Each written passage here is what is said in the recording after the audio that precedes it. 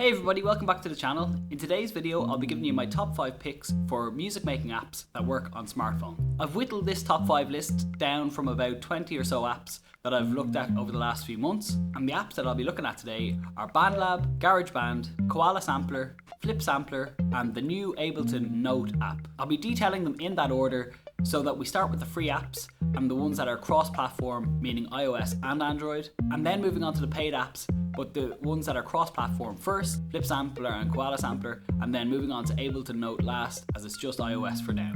All the links to download the apps are in the description box below, along with timestamps, so for convenience you can hop to the point in the video that suits your needs. So without further delay, let's get into it with the first app, which is Bandlab. So let's take a look at Bandlab first.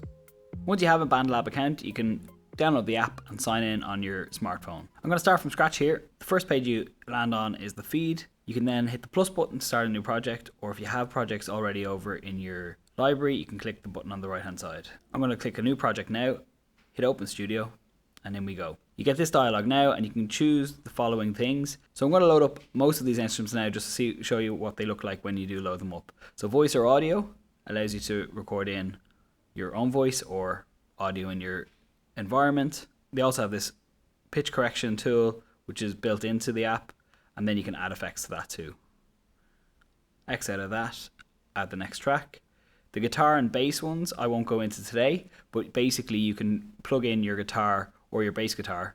The looper is where we have pre-made loops and you can trigger them in its own little looper device. So I'll just pick one here to get us started, hit plus, and then just like Launchpad or one of those type of apps, you can trigger whichever loops, and they all match each other and are all tempo and key matched together.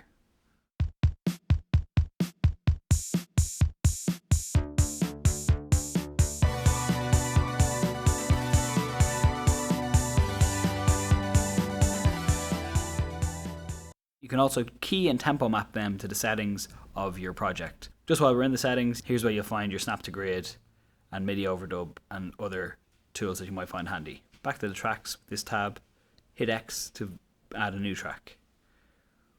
Virtual instruments. This is one of the strengths of Bandlab. It has a huge amount of virtual instruments to choose from. 808s, drum kits, drum pads, electric basses, guitars, keyboards, leads, organs, the list goes on. Let's load up a drum pad. All the pads are really responsive. If you want to commit to having them on the timeline after you've previewed these, click the MIDI tab and you can start to create your beat. All tapping along, it's very easy. Once you're done, hit X, and when you're ready to add a new track, you can add a new track. These are the MIDI blocks that we just added in, and if I double tap the time markers here, I can loop that section. After virtual instruments, we have Sampler, and here you get 16 pads and you can record in your own sounds. So if I do this now,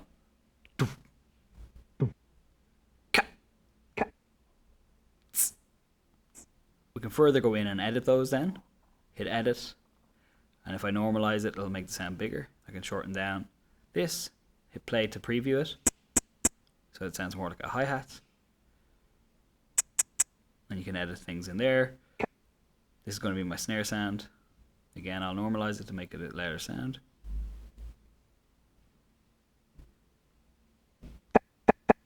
This is going to be my kick drum. Normalize. Going to the start of the sound.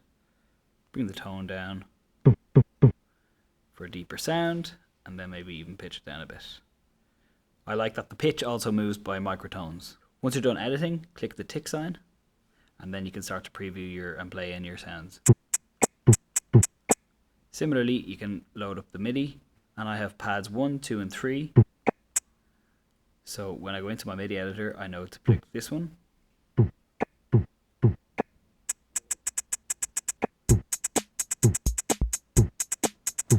And so on. Hit X to get back out of that. Hit X again to get back into a new track. You can also import an audio or video track from your phone, which is very helpful. So you can choose your music library, your video library, or hit more for any cloud storage systems you might have, like OneDrive, Google Drive, or iCloud. And then the last thing you can do is also load in one-shots, packs that are made by artists, or loops. If you have a particular genre or vibe you're going for, it probably is worthwhile searching in there first. You can do it by tempo, key, or even just genre. So that's a quick overview of all the things that go into Bandlab. It's free and packed with features to get you started making music. What I also love about it is once you start in Bandlab, you can head over to your desktop, and because it's all based in the cloud and it's a website, you can just start off again on the bigger screen when you're ready to finish out your track at home. Now let's go on to the next one, which is Garageband.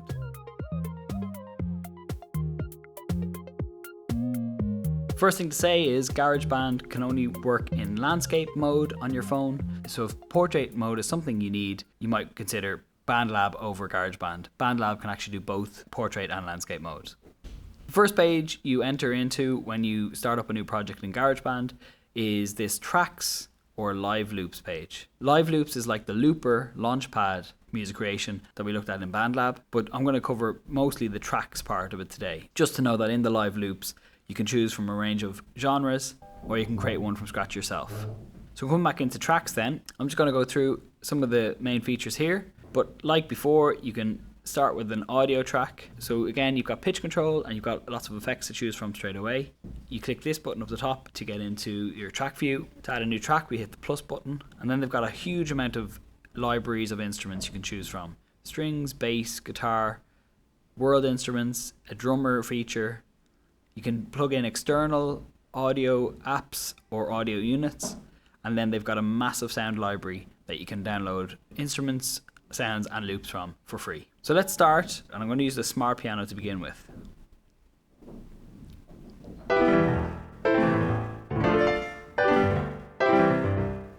You can see here in the smart piano you actually access chords straight away. So as a teaching tool or a learning tool, this could be very helpful. You can turn the sustain pedal on or off, and then you can also do an arpeggiator here.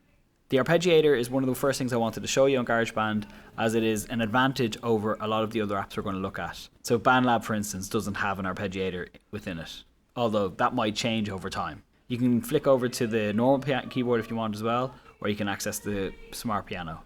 The other hidden feature that I think a lot of people miss out on is you can actually come in here and you can edit the chords. These chords don't have to be the ones that are given to you by default. You can change them, you can add extensions like major 7, 13, 11, 9 and so on. You can change the bass note to get chordal inversions.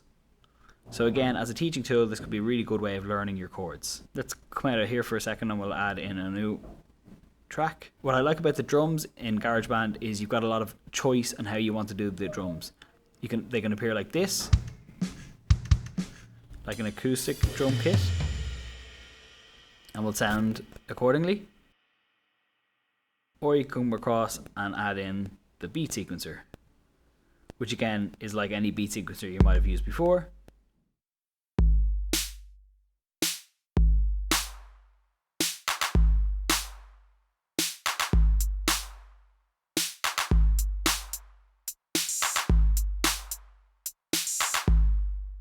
And it's very easy to create music on the fly like that. Coming back out of there, we can go in here again, and you can also choose smart drums. So you can play around with the XY pad here. So this is a fun way of just randomizing and maybe coming up with ideas. You also have a randomize button here, which I think is quite interesting. Good for idea creation if you ever get stuck in a writer's block phase. Coming back here again to our tracks, and we'll add another one. Smart strings, smart bass and smart guitar all work the same way as before. These world sounds as well are very interesting.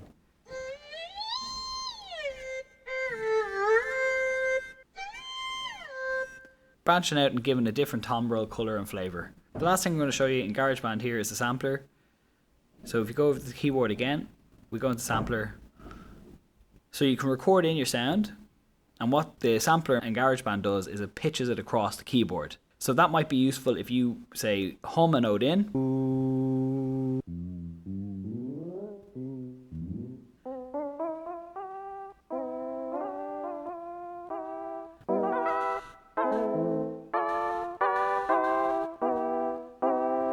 And again, the smart keys can be operated that way as well. You can also access the arpeggiator there. What this doesn't allow you to do in the same way that you were doing in Bandlab, you can't put one sound on each different pad or one sound on each different key. So what Bandlab doesn't have is the ability to pitch across the keys. And what Garageband doesn't have is the idea of putting it into pads, its own individual pads, each sound. A few of the apps later on allow you to do both of these things. If both of those tools are something that you require in an app, stay tuned for the later ones, like Flip Sampler, for example, or Note by Ableton. And similar to before, once you've created or started your project on the phone, you can then export it out or continue it over on your computer in Garageband for desktop. So that's the overview for Garageband, and now we're going to head over to Koala. Koala Sampler for me is one of the most intuitive and enjoyable to compose music on. So we have the layout where we have 3 tabs. We've got a sample tab, a sequence tab, and a perform tab. I just like the simplicity of less is more here. You can also do landscape mode and portrait mode, but I'll keep it in portrait mode for right now. So when we're on the samples page, there's a few ways you can sample. You can use the mic on your phone to record, testing 1, 2. Testing 1, 2.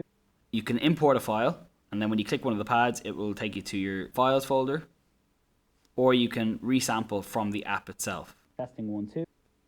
Testing 1, 2. To delete a pad, it's really simple. You drag it up to the top here, or you select on it and hit the delete button over to the right hand side. The other way of getting samples in is by clicking this button up here, and they have some bass chords, drum hits, different kits, and melodic and different effects. So let's grab chords.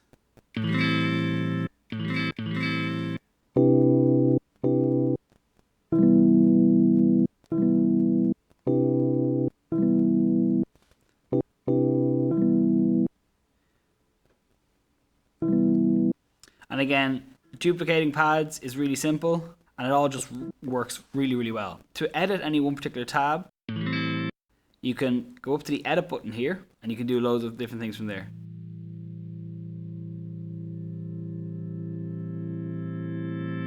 You can, of course, trim it. After trimming, you can extend a little passage by hitting the loop button, and as of 2023, they've got 2 new options, which is ping pong or selecting a loop point. Editable parameters are really useful for sampling or sample-based music. You also have the usual pan, pitch knobs, and volume control here. I'm just going to load up some more drums here, so I'll fast forward this portion of the video.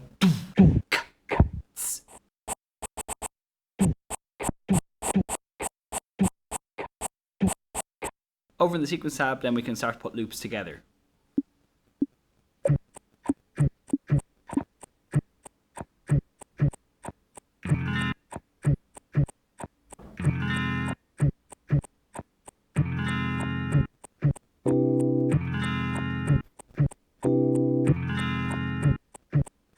And then over on the perform tab, we can start to affect the loop that we've just made by putting in some of these DJ type options.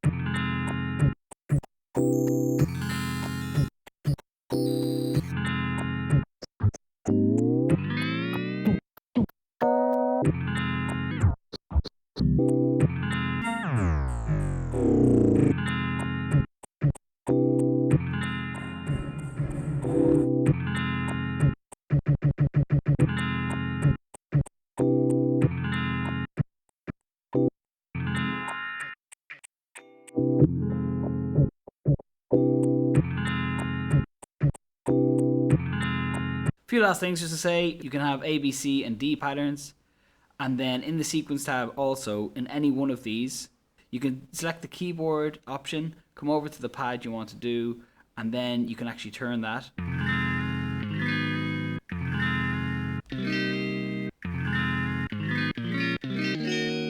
The grid is really helpful here. You can put in a scale that you want.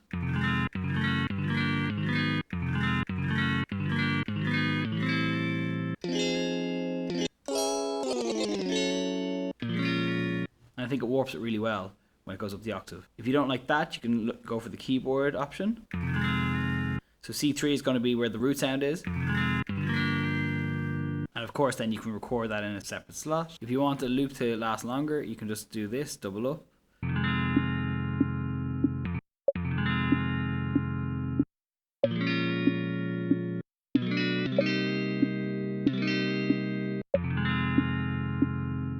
So endless amounts of fun to be had in that one. This is $4.99 on the App Store, which I think is an absolute steal. But you can upgrade to include further options for, I think, a further 10 or 15 euro. I need to go check that. But that's what the Koala Sampler can do. And I found that I've lost endless amounts of fun hours just messing around on this thing.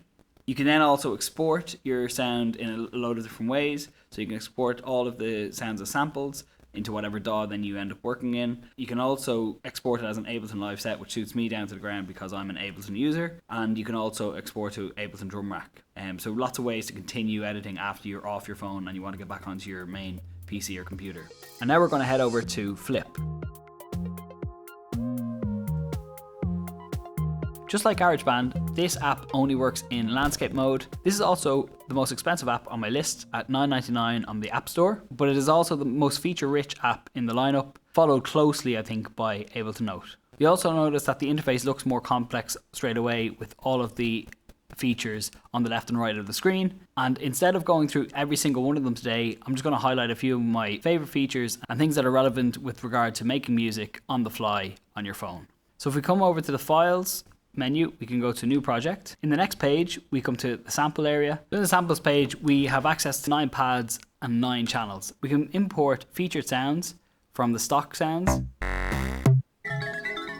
of which there's loads of different types, or we can record one in directly in the sample area here.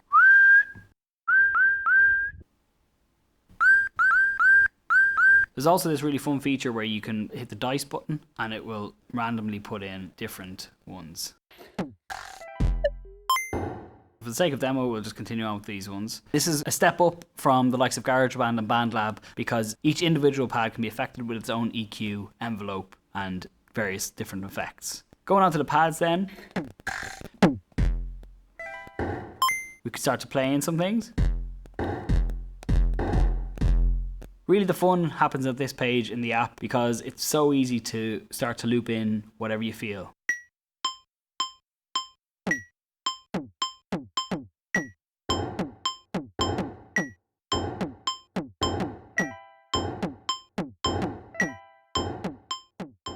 Whatever pad is selected here, I can then effect in the MIDI editor over here. So right now channel 6 is selected, so the MIDI I'm editing is all to do with channel 6. And unlike Bandlab, which only has pads, you can't scale it across a keyboard. You can actually scale any sound here across the keyboard, which is like what GarageBand can do. But unlike GarageBand, you can actually have the pads also individually. So it kind of combines those two features of Bandlab and GarageBand together in the one place with the addition of the other features. Then we have the mixing area. A really nice feature here and a very sophisticated one is that you have a reverb send. So all of these tracks can be sent to the same reverb. Here's the master reverb that you can send them to. So again, if you wanted all your tracks to kind of sound cohesive and like they belong to one place, that might be an area to do it. You can also limit, and there's a maximizer here as well. And then you can EQ the overall track. This really is what makes Flip Sampler stand out against other music making apps. Just a quick aside as well, I love this feature of the spectrum analyzer. Then, like in Koala Sampler, we can do different patterns and start to arrange our song. And then also, like some of the other features of Koala Sampler, this area, it's like DJ controls, so you can do reverb throws. I'll just hit play here and let you see what it does.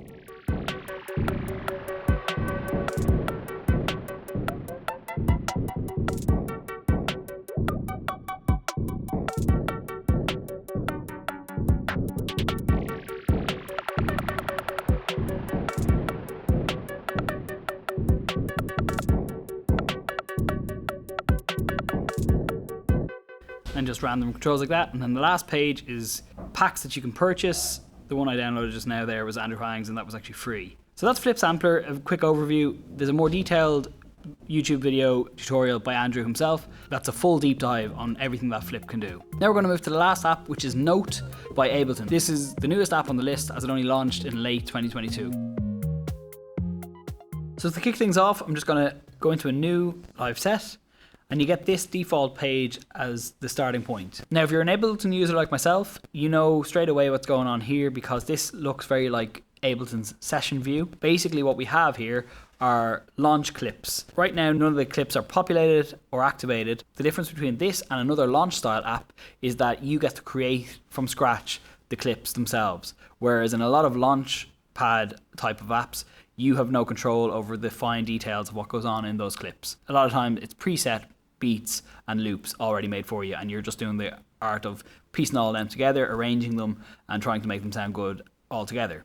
Here we have a little bit more creative control so that we can design from the ground up the sounds and clips in our project. The beauty of this session view in general in Ableton also is the idea that we don't have to commit to an arrangement. We always have the freedom to change and chop up parts that sound good together and tweak them as we go. So let's get into the nitty gritty. We have a few options straight away. On the left hand side, if I press this button down here, I can launch a whole series of clips at the same time. The play button starts the play function, and then over here we've got a bit of a mixer desk. I'll reselect that to get it away, and then we can add in new instruments or go with the default instruments that are here. We get a drum pad to begin with.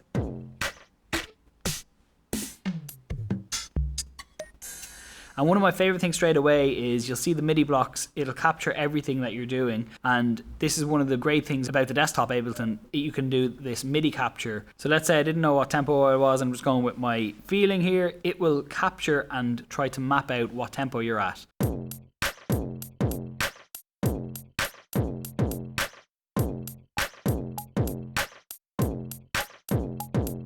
It tempo mapped that, but I can go in and further edit this by selecting all, and I can quantize this all to 16 notes.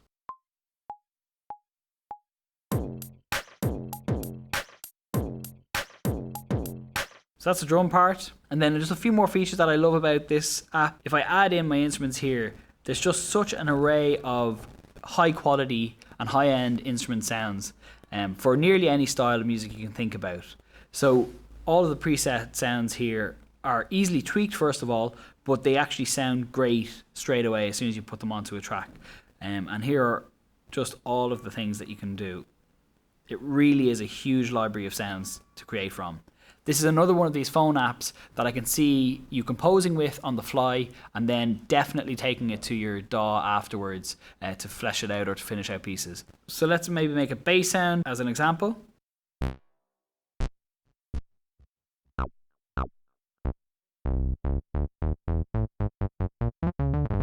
When we have the sound we want, we can do that. You have all the options for filter, cutoff, LFO, and all of those things. And then you can have 2 effects per instrument. And the effects that you add can be changed to the following: channel EQ, chorus ensemble, delay, phaser, and so on. And you can have up to 2 effects on each instrument individually. Huge amount of sound design potential in just this area. Over here then, if I select this part, we can change it to a keyboard. We can mess around with what octave we want to play in, and we can go to pads. Up in settings, we can also change the key and scale. We have the option here of any key you want.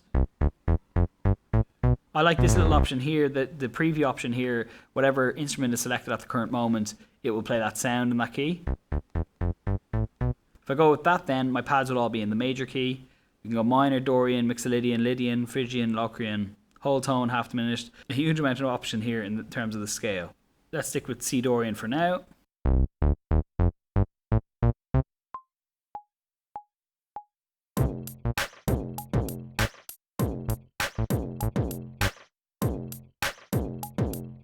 And then when I'm ready to create, I'll just hit create clip.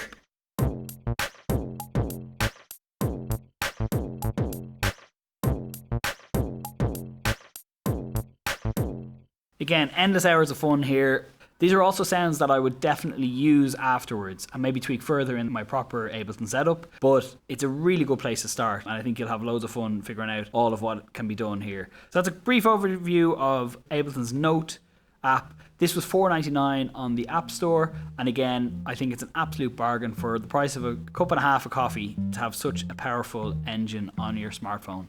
So that's it for today's video. I hope you found something useful in all of that, and I do hope it's whittled down your options for what is right for you and your creative needs in terms of a music making app that sits on your smartphone. All of the links to the apps covered are in the description box below. If you have any questions, pop them in the comments and I'll do my best to get back to you. If you found something useful here, please do consider hitting subscribe. Every subscription really does mean the world to me, and I have lots more music content on the way shortly. This has been David Kennedy, and I'll see you again in the next one.